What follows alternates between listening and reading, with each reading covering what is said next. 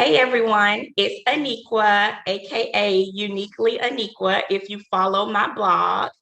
And as the founder and executive director of Journey to Self, I am so excited to bring y'all episode 2 of our journey interviews. If you watched episode 1, then you know that this season's theme is falling in love with the journey. So this week's interview features the goddess Kayla. Peace, Kayla. Hey, Hey, how are you feeling? How are you arriving to this space today? I'm okay. It was a day, but it's still early in the morning. Right, right. It's still early in the Girl, morning. I got some cleaning done, so I feel like, and I'm outside, so it's great. right. Nature, and especially for you, nature always brings out the best.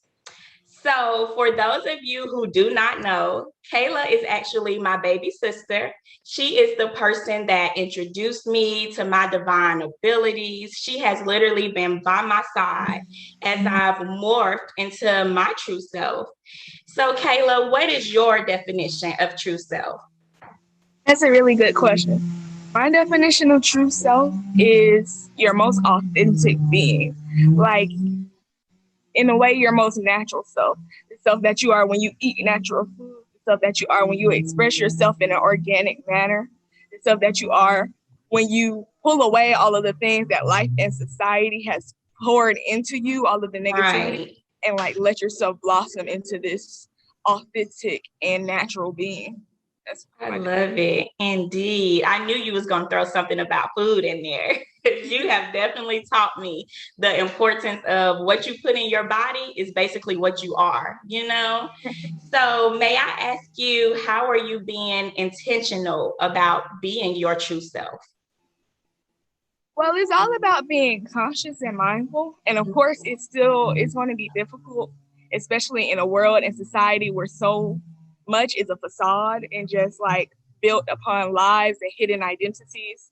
Yeah. Um, so to be intentional, I feel like I consciously try to do the things that make me feel most like myself. So it's easy to get wrapped up in what society wants you to be or what you feel like you should be in order to fit in. But being mindful of, wait, I don't really feel like the way that I'm behaving is me, or is what I'm feeling really how I'm feeling, or if am I just reacting instead of responding? So trying to be mindful and continuously have daily growth, even in the small moments of understanding that I don't have to force myself to be anything I don't want to be. Right, girl, girl. Yes, pour into me, sis. That is so, so powerful. And with us being sisters and friends and at times support systems for one another, I know that my journey and your journey as well has not always been a smooth one. So, what has been a roadblock or maybe something you had to overcome during your journey? I think I had to overcome a lot about obsession and the need to know. I feel like that's something that I'm really working on. As Yeah. a kid, because I started my spiritual journey pretty young, around 7th grade, 8th grade.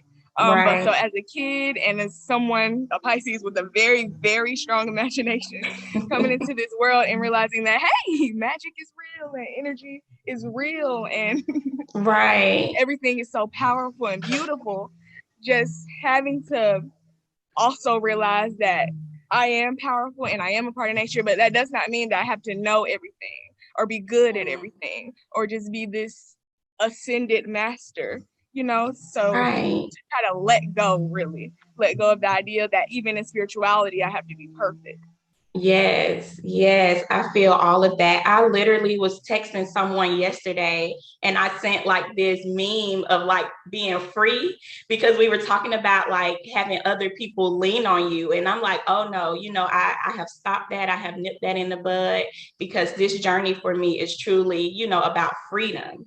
So I totally feel that. And I've really enjoyed just being able to watch you, heal and boldly reveal your true self. And it's so motivational, Kayla, like so motivational. But for your journey so far, what is like a new hobby that you enjoy doing? A new hobby, I have so many, but something that I really enjoy doing is, of course, coming outside. That's something that definitely went into overdrive. In the beginning of my spiritual journey, I was always outside all the time in a winter with a huge coat on, laying in the grass. Yes. So being outside is my favorite activity, and talking to nature and just like the elements. That's something that definitely I came into in my spiritual journey, but it's a hobby that I really enjoy, playing with incense and the air and the smoke and talking to water and vibing with sound and music and looking at flame. It's just, I love it all. Thank you. Thank you so much for sharing that, because I definitely think it's important, that we highlight those aspects of the journey too, because so many people are hesitant to start this journey to their true self because maybe they're fearful of what they may find out or what they may discover, or any other pressures could be holding them back. So hearing that fun part and that excitement is definitely a push in the right direction for some people. And while we're on that rhythm, what advice do you have for someone who is considering healing and possibly, living as their true self? My advice would be that there is no true advice, that there is no right way to do it. There is no right journey or path. Even in spirituality, people are always going to have a lot of opinions about you and your healing and your life. But it's important that you stay true to yourself and true to your healing and do what's best for you. Because no matter what, if you understand what endpoint that you want to get to, you're going to get there no matter what path you choose. And you even told me that one time. You affirmed that when we were talking one night. And yeah, it's like, you don't even have to worry, because it's not going to be easy all the time. Right. There are going to be things that you don't want to come out and things that but at the same time you do, it's always going to be this conflict of what hurts, but what needs to be healed, That's so deep. Yes. Yeah. So I feel like there is no right path. There's this quote I love, but I'm not going to try to quote it because I don't remember it verbatim, but it's practically that paths, travelers don't walk on paths. Paths are made from walking. So you just got to sort of just set out and do it. Yes. Yes. And you know what? Many people are not aware that Journey to Self offers personal development services. And we intentionally call it personal development because of everything you just said. We're literally invested in the growth of the person as a whole, as opposed to professional development in which you grow at a specific skill or within a specific job. And we cover many things within our personal development services, like business planning, goal setting, journey consulting.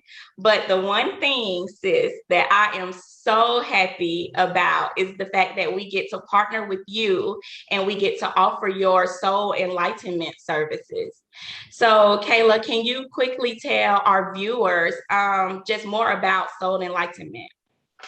Soul enlightenment is it's me, really. It's not even something that's it's me and my gifts and the things that I've grown and cultivated and know how to do that help aid people in healing. There are a lot of different types. There are a lot of different types of healing that I do, such as oracle reading, which is more predictive, or like more to help people understand themselves rather than, just get it over with or remove robot figures. It's just to make you aware of things happening in your life. And I also offer other energetic healing services. So mine is definitely more on the spiritual, metaphysical side of what I offer.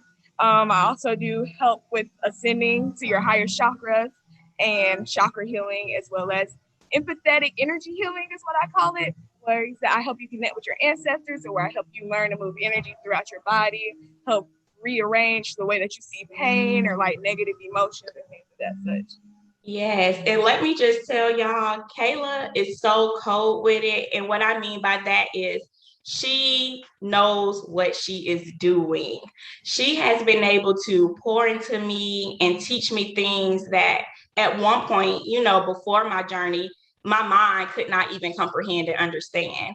So, Kayla, thank you just so much for sharing your gifts with us and for, sharing your journey and truly letting us in. You are one of the most caring and compassionate. I'm not going to cry on this interview, but seriously, you are one of just the most beautiful souls I have ever came in contact with. And I'm sure that the viewers can even see how contagious it is through whatever device they're watching us on. But in an effort to respect your time, I definitely want to thank you again for sharing your journey with us. I definitely believe it's an encouraging one, and it will help others begin to fall in love with their journey as well. Definitely, sister. Thank you for having me. Of Happy I got to course. do this interview with you. Yes, and to everyone who is watching right now, be sure to share this. If you have any questions or concerns, let us know in the comment section. And if you would like to book any of Kayla's Soul Enlightenment services, head over to journeytoself.net and you can fill out our contact form and we'll be sure to connect you to Kayla. And then, of course, next week, y'all, we are coming to you with a brand new interview where we will be talking with another goddess who is unapologetically using her voice to uplift others. So y'all are in for a true treat. And thank you again, Kayla, and peace to everyone else. Bye.